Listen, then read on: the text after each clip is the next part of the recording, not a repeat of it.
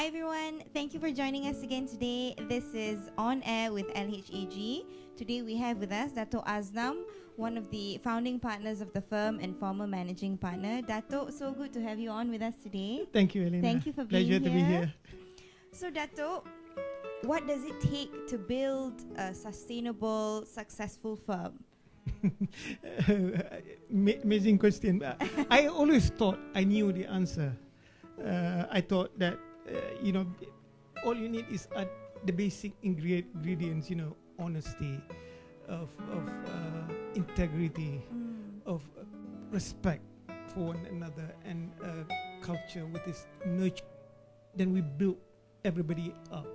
And I always thought that what will hold that together is friendship.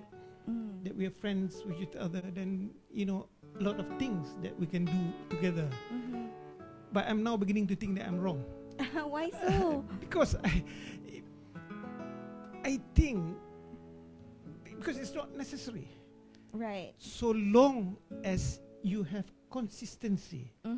Consistency in your approach to everything, consistency to your approach to the principles that you are bound by. If you have that, I think we can sustain long-term interest in the firm. And if you don't have that, do you really want to sustain the firm? That's, I think, is my belief now.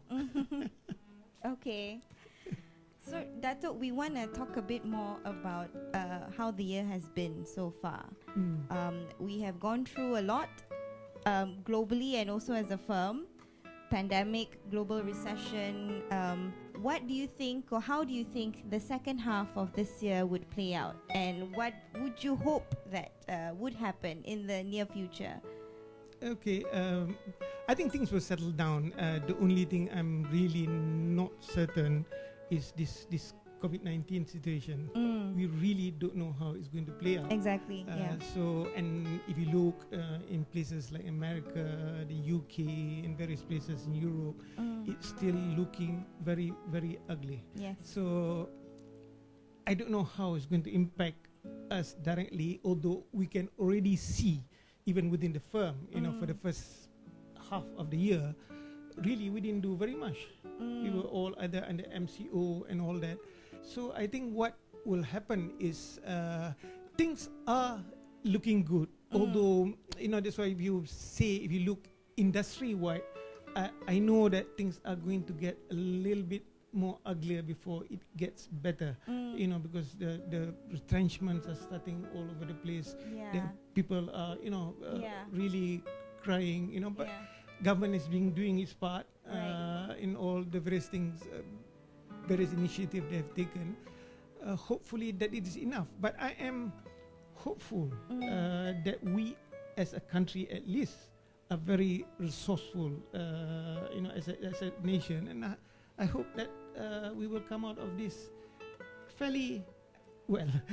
If not totally, can't say it will be totally unscratched, but we will come it's out. good to be optimistic. I think so, yes.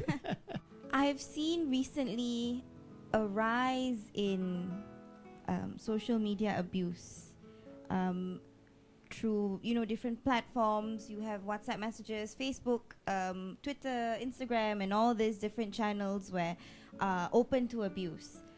How was your experience when you were an associate, and what would your advice be to all the younger generations who are also facing this type of challenge today? Yes, I've also been seeing the ugly side of social media. And it can get very ugly when it wants to. Yes, that's correct. And fortunately for us, we didn't grow up in that environment.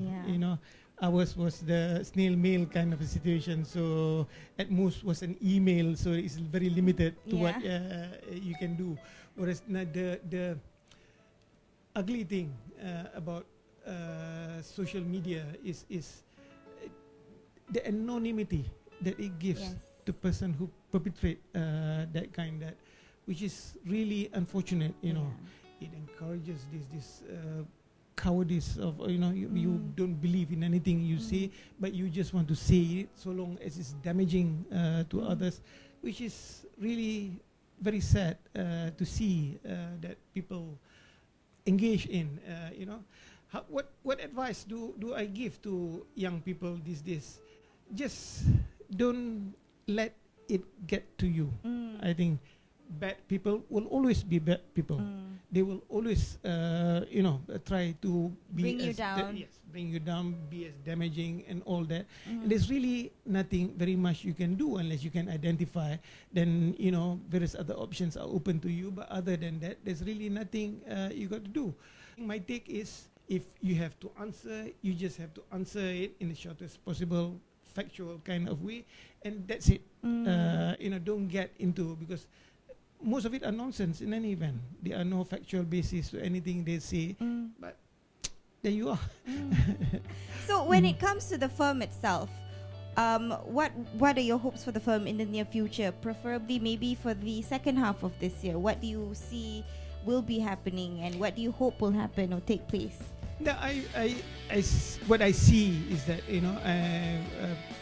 new people are now running the firm, and the truth is I'm really very, very impressed with the way they have been approaching things.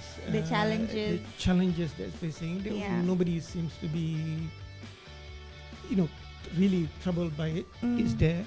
It's a challenge we've got to face, and they are facing it, I think, very well. The decision that they've been made, I think, is well thought out, and they are, like everybody else, concerned about the general welfare of the staff. Right.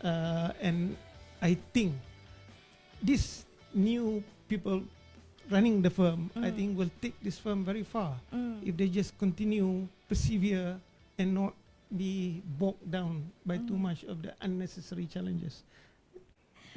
Moving on to a much lighter note, Datuk. Do you want to share with us what you get up to over the weekend, or how do you spend your free time, or any books that you've read, or cooking, any dishes that you like to cook? Yeah, I reading has always been one of my favorite, but these days I have a granddaughter. Oh, how old is she? She's about 4 years old. Oh, that's a good age. Good age. That's a cute age. I spend so much time. It's so tiring, trying to explain everything to her. But she gives me so much pleasure. Yeah. That's where I spend my time now. Weekends. She does all kinds of classes, online classes on the weekend. So you got to sit down with her. At 4-year-old, she's doing online classes. Yes, all kinds of things. She has now her gym class, for instance, is online.